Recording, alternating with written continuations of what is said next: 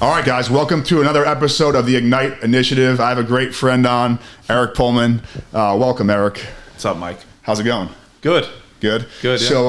So, Eric, we've been buddies through the BOS, but I think we messaged on Instagram a little bit before that, I'm pretty sure. Yeah, well, I met you first at last BOS event in September. Yes. What was the last September? Yeah, Arizona. In Arizona, exactly. And a lot has changed since then for your business, that's for sure. Yeah. But take us back, Eric. Like, how did you get into the fitness industry? You own Breakthrough Performance in Huntington. And how did you get into this industry? How did it start? And when did it start? So I guess before COVID, I was in college. I was going to do finance stuff. And then I decided that I wanted to do fitness or physical therapy because I did so much of it. And it's pretty easy to get into, where if you're very into it, I just always watch YouTube videos, only thing I ever watched. And so I was into it, and I figured might as well go to a gym, be a personal trainer somewhere, learn more there. And then while I did that, I also ran into some younger kids that were wrestling from Massapequa. Okay. So I knew them, and I was like... You're obviously a previous wrestler. Yeah, so I wrestled, and I just knew them from being a little younger. And it was COVID, so nobody had anything to do. And I was like, great, you want to just come work out? And, it was super cheap, but got some kids in. And that was in your garage? That was in my friend's garage. Your friend's garage? I bought equipment to put in his garage. Nice. And then he let me use the garage since I put equipment in it, basically for his own home gym. So he used Which is a sick deal for me, Yeah, of course. I mean, it was really just, a friend being nice. Probably in hindsight, you'd go back to that with no expenses, right? It'd be pretty nice, sick. right? Yeah, I mean, of course, some things, but I used their front lawn. I used their garage. It was awesome. So I guess at that point, like, you're in the garage just obviously out of passion, and that's a really cool story. Now, you're charging these kids, probably pretty cheap, but they had nowhere to go. Yeah. So building that following was pretty nice at that point. I don't know if it would have happened without COVID. All the parents loved me because they were like, these kids are hanging out anyway. Yeah. It's not like we were a little past the time of like, don't leave your house. Yes. It was like that summer where people were Once like July started happening. Yeah, people started hanging out with each other. So they were like, these kids are hanging out at my house anyway. Might as well hang out with you and, train. They're not doing anything. No, we boomed during it because I had the back door open. So we boomed during COVID too. So I understand that, especially the athletes. I mean, at first I was like in the beginning, like April, May, we were outside on the turf with a bunch of kids just getting some like, speed in. And that's like the last that I really coached for the athletes, like 2020, 2021. And it was awesome. It was a big surge, and it was really cool. But Eric, how'd you get into fitness originally? Was it because of the hip surgeries or no? Or that was afterwards? I had the 2 hip surgeries, but that was really after. That's what made me get like very, very into it, where I had to learn a lot more. So explain that. How did that come? Is that from wrestling, or was it? Yeah, the fitness I just got into because I remember, wrestling, wanted to get stronger, had to learn about strength and conditioning, and my friends were into it. So we were all kind of into it. Like I said, we never watched like movies or Netflix or anything like that. We just hung out and watched YouTube videos about training. Yeah. So like the Mark Bell videos, we binge everything he had and all those guys. So we were just into it, and it was fun. We went to a small local gym.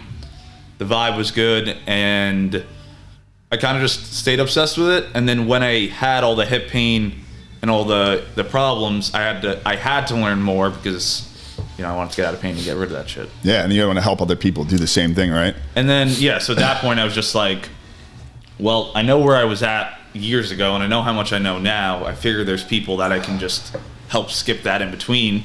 Yeah. I might as well just tell you what to do instead of you having to learn what to do or do some, bad program.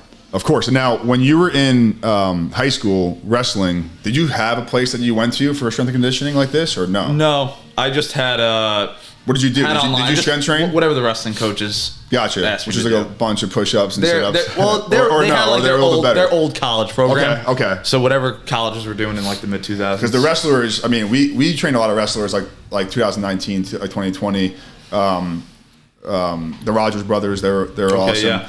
And like when the wrestlers came in, like I used to love training them. They were great to have in the room. Yeah. But they never did anything like outside of wrestling before, so they were always uncoordinated with things. Yes. And it was they saw a huge difference. Like at first, like people were like, why are you on the turf doing like a form run with them in the beginning? Because like they got to move in other directions, like a little bit.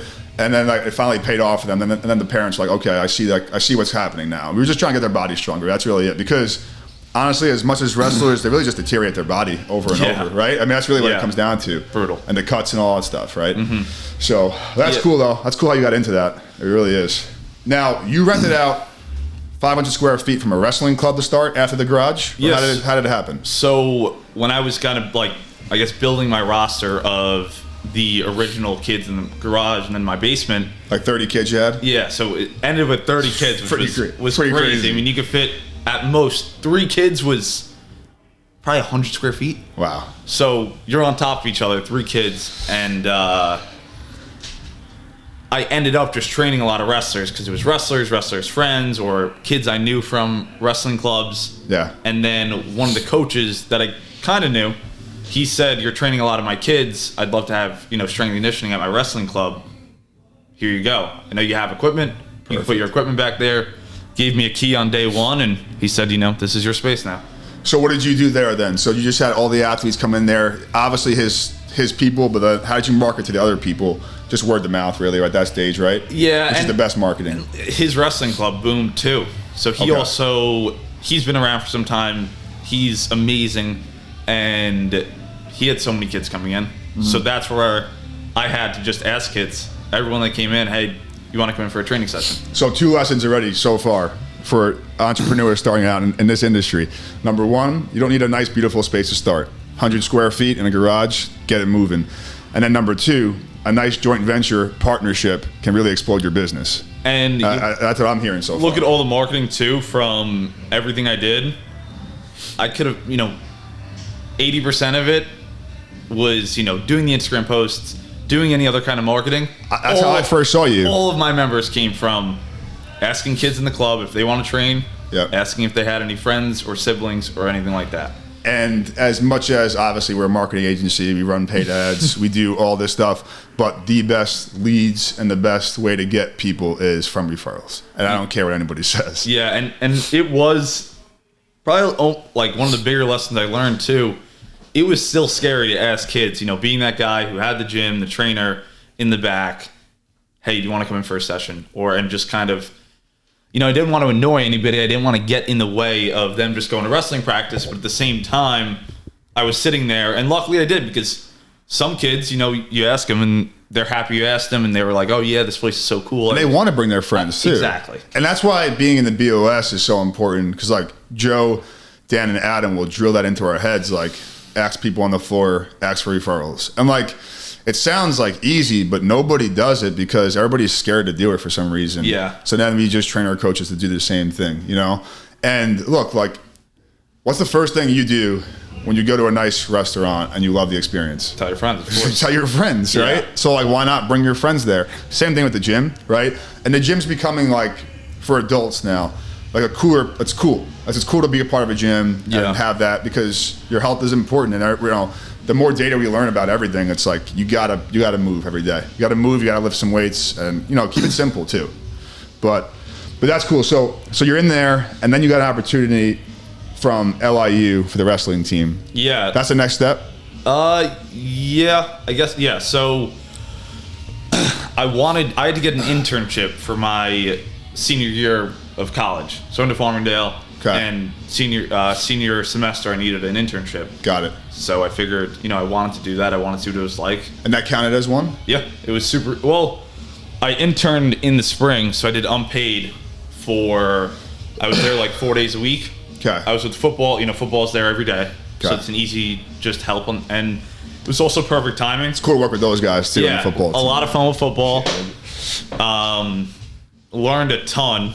I think for any coach, the best way to learn, get a crazy big group that is way too big for the space. Yeah. And I think one-on-ones. I think if you figure out like a flow, right, in those big spaces. And that's really where I learned the exact format that we use today with the adults, with the kids. And we used to train 12 kids in less than 500 square feet. Yeah, that's crazy. So it's crazy. Learning how to do that, it was like football with 30 kids and 5 racks. Like, you figure out that, and you figure out one-on-ones on how to hold a conversation with someone double your age for an hour, all the hours of the day. That's true too. You do those two things together, I think that's. And then also working with college athletes, like, yes, they're super strong, they're super talented, but sometimes less is more, and that's good for coaches to learn too, because, like, at least I know from, like, the experience, like, I was always beat up, so, like, some days, like, I didn't go full go.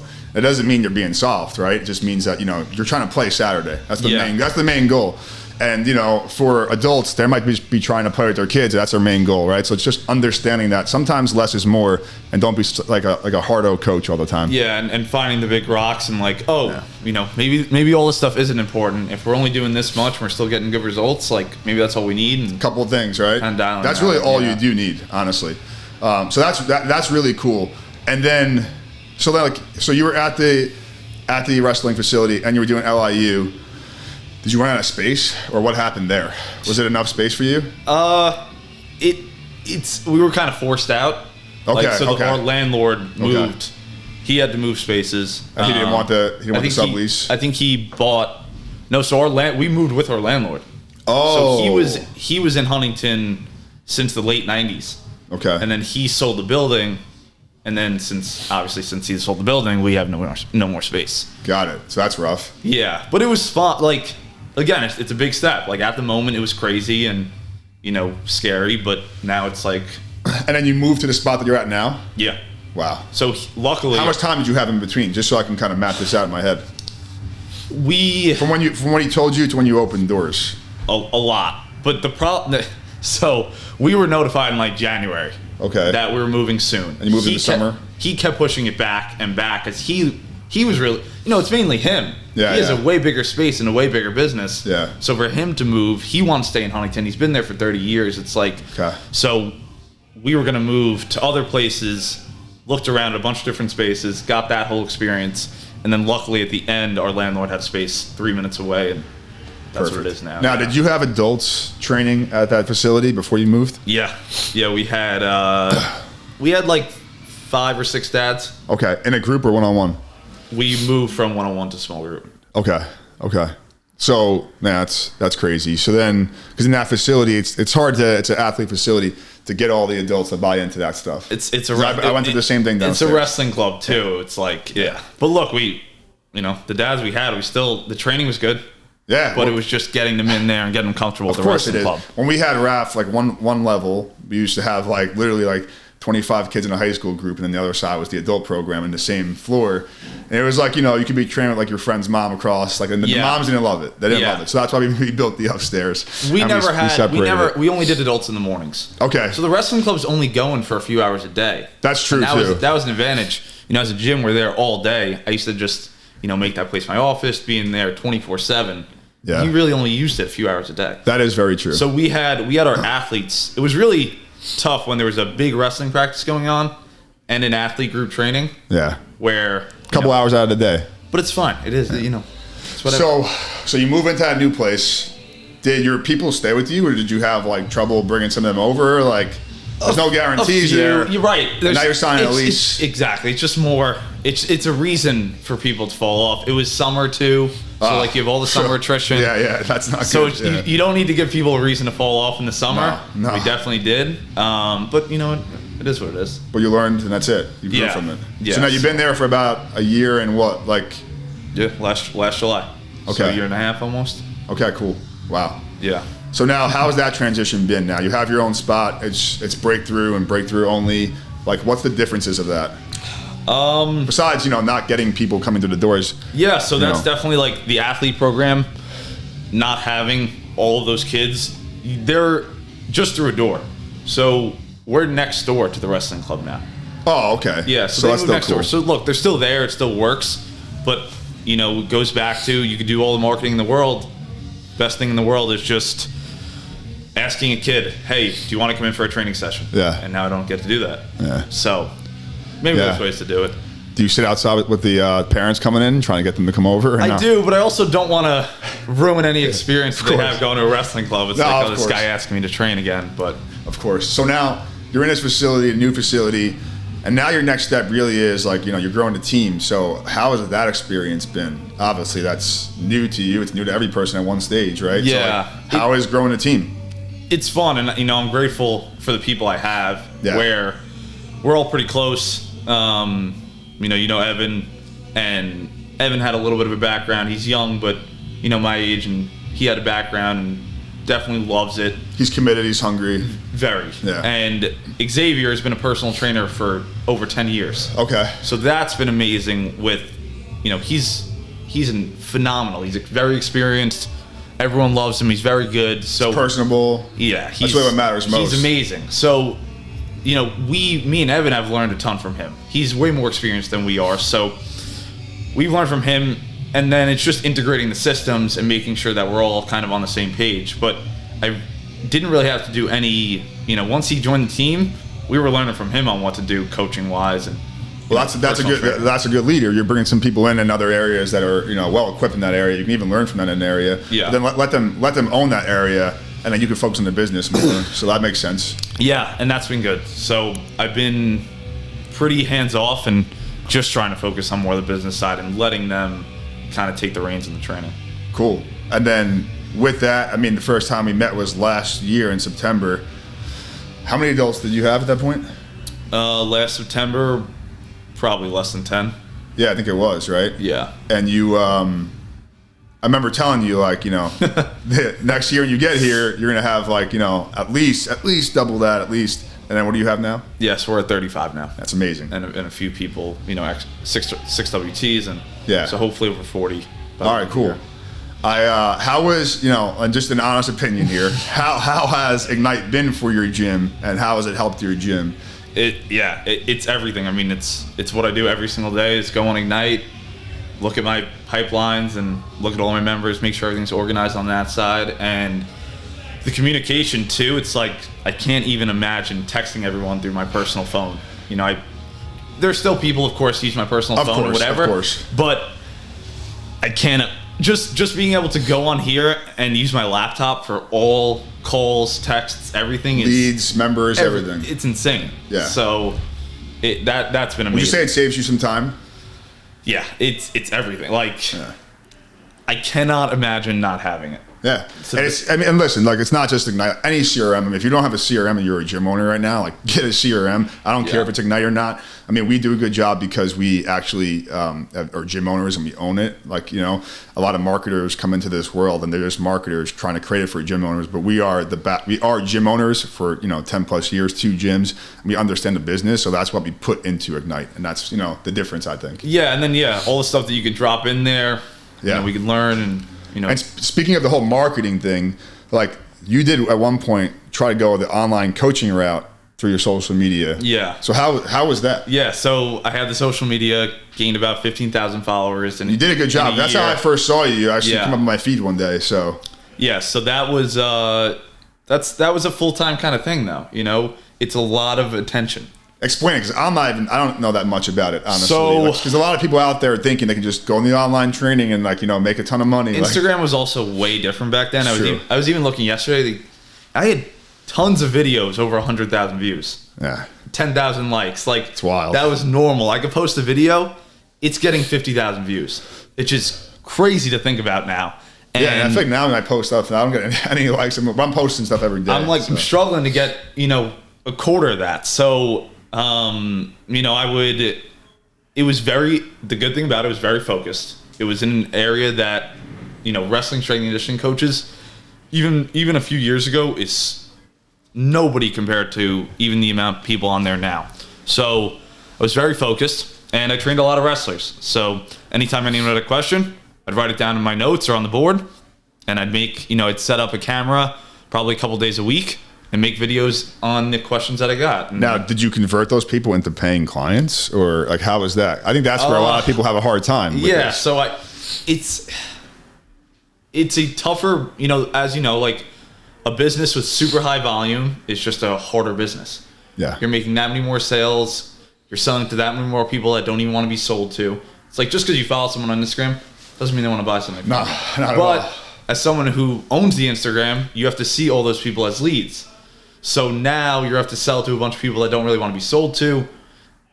It's just a lot more friction. It's a lot more headache. It's a lot more of a lot less direct. Yeah. more of the uncomfortable stuff. The results you're getting are just way worse because you're not with them. It's true too. The attrition's way higher. And what's the best part of a gym too? Yeah, it's the going in there. You have a nice space with cool people, community, getting really good results. Everyone's happy. It's fun. It's, the online training is just, I would post a video with the CTA at the end, probably get 10 to 15 people on a good video signing up for my link, which is sick. Really good. Crazy. Should have had a night back then. Yeah, if I had that too. I also didn't know close to what I know now about business. Yeah. And that, that made me struggle a lot more.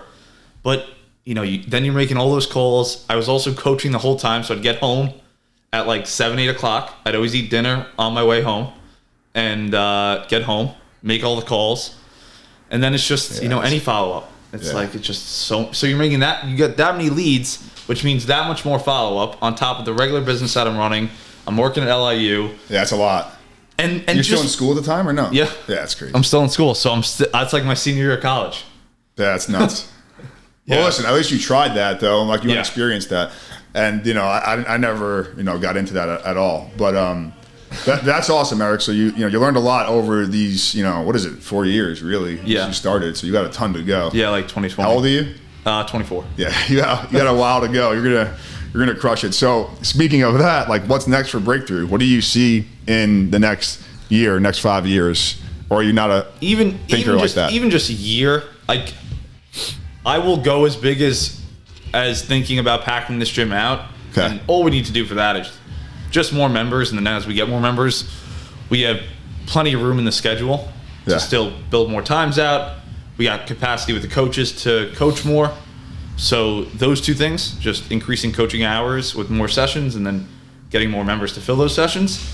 So you're focusing on that part first, which is smart. I think until we get to there, it's going to be tough to do anything else. And then all right, so say you are packed out though in a year or two and there's really no more capacity. Mm-hmm. Would you want to open up another gym or you want to just grow one, maybe make it bigger, this gym? Like what's your thoughts on that? I don't want to go any bigger. I think we have a really good space size.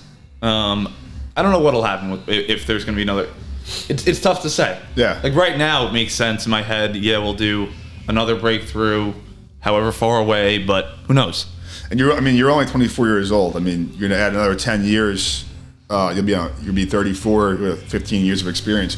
Would you ever want to consult and help other gym owners like that? I feel like that could be a route you go. Yeah, I'd be into it. I think I also have the idea.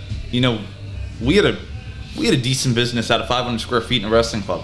Yeah. The amount of sports facilities that have an extra 500 square feet, put an extra 100K revenue on your business like this, and help everyone else. It's true. It's like I think that. So like subleasing out of sports facilities. I think, and just a lot of people do that. It's a good idea. Just going super niche, and maybe we wouldn't do that, but I also think for a second space, if we could start that sooner, super low overhead. Like I said, there's capacity in the coaches. Not a big commitment. Hey, we have these 3 days in the schedule. Start there, start to get in the community. And then when we're ready, like we were, it's like, okay, well, we have 50 members going into a bigger space. Better than zero. Better than not knowing anybody. For sure. I already had a bunch of connections in the area, and then it's just that much smoother. So Eric, there's somebody out there, either your age or maybe even older than you or younger than you, that wants to get into the fitness industry. Out of your 4 years of experience so far, what are you telling them? Like, what's the main thing you want to tell them or tell yourself 4 years ago? The number one thing, and I still try to remember this, there's no work in the world that you can do that is more important than training people. Yeah. If you have to adjust your schedule, go through hoops, whatever it is, if you can get people in front of you to train, nothing is more important than that. And just building a good product off of that, and then word of mouth, like you're saying? The smaller you are, I think the less that, the marketing, the sales, all that stuff really matters. Get bodies in front of you training. For sure, that's first. Now, you have a unique situation. You joined a business of strength, like your second year into business. Usually people do that stuff, mentors, after like 5 years, 6 years, 7 years, 10 years. So would you recommend people doing that too? Yeah, and out of the jump, even though it's like a big investment, those things, but at the same time, the investment's inevitably going to pay off. I was on, they had like a free, I had COVID at the time, Okay. So I was home and doing nothing, just sitting in my room the whole time. And they had Joe's truck videos, or you saw? No, I think I followed Adam just from like a training standpoint, and then he posted that video, and I was like, huh, like I run a business, I might as well hop on this. And then I listened to Dan, and I was like, holy shit, there's so much you don't know. Well, I thought to myself like, oh, this sounds easy when there's this much that you're doing, because I grew to 30 members without even. Without even really doing anything. Just and happens. they spoke about that's how it should be in the beginning. All these plays. And I was like, wow, you guys do all of this? Like, business is probably easy at that point. Yeah. So I saw that, and then I just kept following along. But that was that was the end of 2020 I did that. So it was the end of my first year. Cool. All right, Eric. Well, I appreciate you coming on. And obviously, we'll be in touch or Ignite, and we'll keep it going. Yeah, of course. Thank you. Mike, pleasure.